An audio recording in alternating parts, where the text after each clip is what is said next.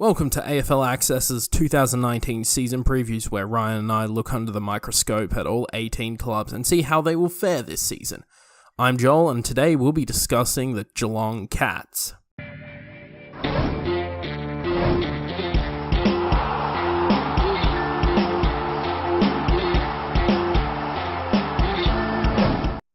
"2018 for a majority of Cats fans was a tantalising prospect, with Gary Ablett Jr. returning to Kardinia Park after his time in the Gold Coast. But by the end of it, a year that was thought to be the last big bang of the Geelong dynasty petered out with only a whimper. The elimination final against the Demons was pretty bad collapse, with so many unnecessary free kicks and missed opportunities that really let them down in the long run. The midfield talent that is possessed by the Cats outside of Ablett, Dangerfield and Selwood was another bright spot for the year, with mature-age rookie Tim Kelly being another particular highlight for the season. But then again, I think most people would consider it a year of disappointment, especially with that absolutely loaded midfield that they had. But I digress, that is in the past. Let us look towards the future. The 2018 off-season for the Cats was a busy one, drafting for the future and looking to bolster the team's depth for the grand final run. In free agency, they picked up Luke Dahlhaus from the Western Bulldogs, which will be a pretty good addition to the depth chart for the Cats. During the trade period, they picked up Swans utility Gary Rowan for pick 62 of that year's draft. They also traded for Carlton's pre-draft selection Nathan Kruger by sending them pick 43. On the first night of the draft, with pick 15, they selected Jordan Clark from Claremont in Western Australia. With both of their third-round picks, they select Ben Jarvis and Jacob Keneally from South Australia, both from Norwood, I might add. After that, with their two fourth-round picks, they picked up Darcy Fort and Jake Tarka, both from South Australia. Hey Geelong, save some South Aussies for the rest of us, will ya? And finally, with their last pick, they drafted father-son player Oscar Brownless, son of Billy. If you look at past instances where Geelong has drafted father-son players, he has a pretty big shoes to fill if he is to reach his potential. At the rookie draft, with their only pick, they selected Tom Atkins. No, not the actor from a bunch of 80s movies that I really love. With acquisitions like this, many players needed to be let go to make some room for the new guys. Funnily enough, there were no retirees from Geelong in 2018, so let's go through all the blokes who are delisted. Stuart Cramery, Aaron Black, Corey Gregson, Matthew Habel, Ryan Gardner, Tim House, Daniel Menzel and Jordan Murdoch were all delisted at the end of the season. Lincoln McCarthy was traded to the Lions for pick 43, George Holland-Smith was traded for pick 59 to the Gold Coast Suns, and finally Jackson Thurlow to Sydney for pick 70. Now with that all out of the way, let's talk about the 2019 season.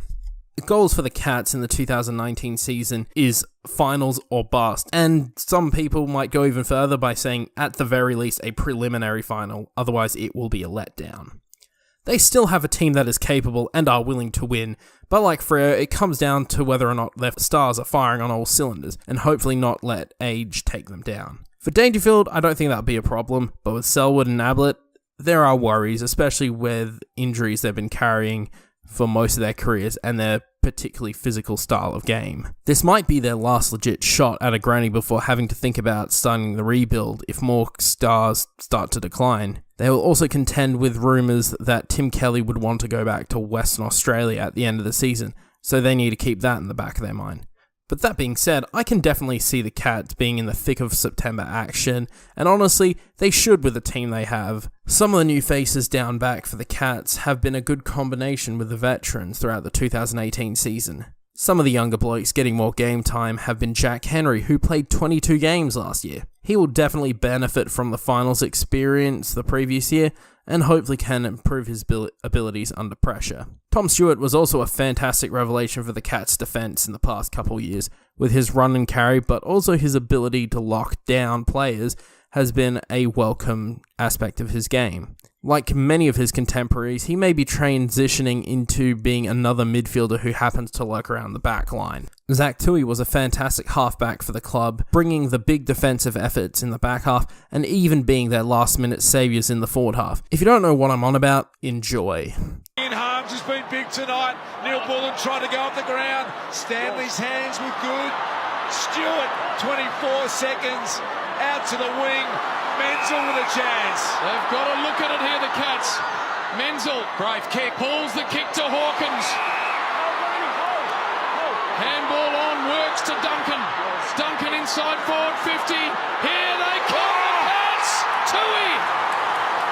A stretch and catch for a kick after the siren. What about this game of footy? Set shot. He's done it. No, that wasn't a ploy to pad out the video. What are you talking about? Anyway, he should still be in great form going into next year. Jake Kolodjasny has been a bit shaky at times down back, but is slowly settling into his role, but we shall see how he goes this year.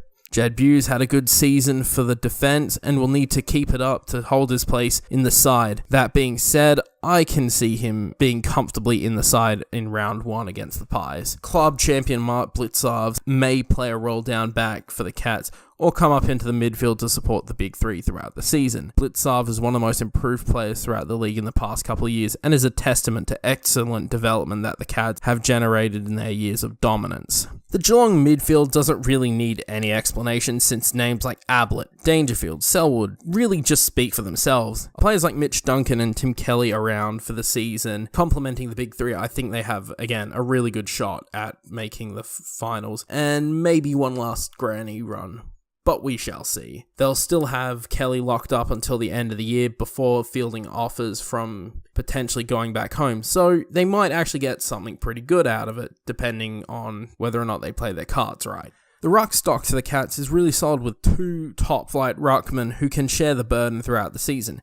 Zach Smith has been an absolute revelation for the Cats since coming down from the Gold Coast and has been greatly consistent for each season he's played. He only played the 3 games in 2018 after being injured for a majority of the season, so he'll be a welcome sight back into the Cats side.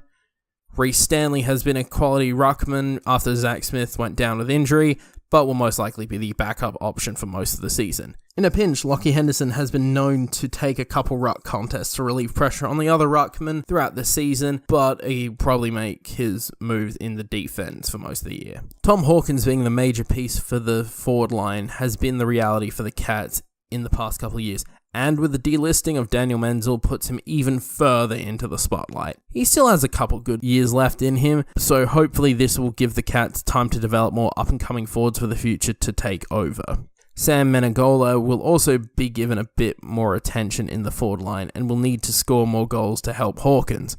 He's performed well since being rookied by the Cats a couple of years ago, and hopefully can continue his momentum going forward. Harry Taylor has been a core contributor to the forward line and the defence, which has been sorely missed in the 2018 season. I think Taylor may start the season up forward to slowly reintegrate him back into the game, then move him back if need be.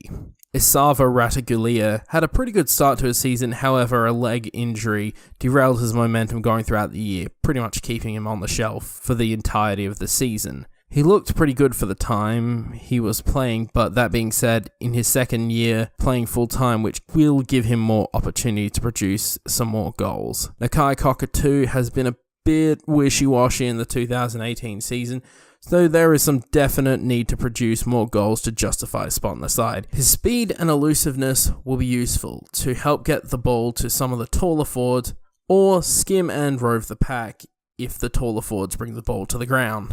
Brandon Parfitt will also be a good youthful influence in the forward line for the Cats, which may be needed to keep the Cats pushing towards September glory. Gablett Jr. probably will play a bit of time in the forward line, just so he hasn't got as much a workload, so I won't include him in the forward line on my predicted 18, but I would not be surprised if he spends a lot of time there.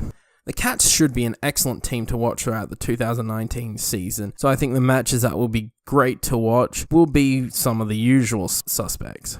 The matches against the Hawks should be a barn burner as per usual, with high intensity and great action with these old rivals.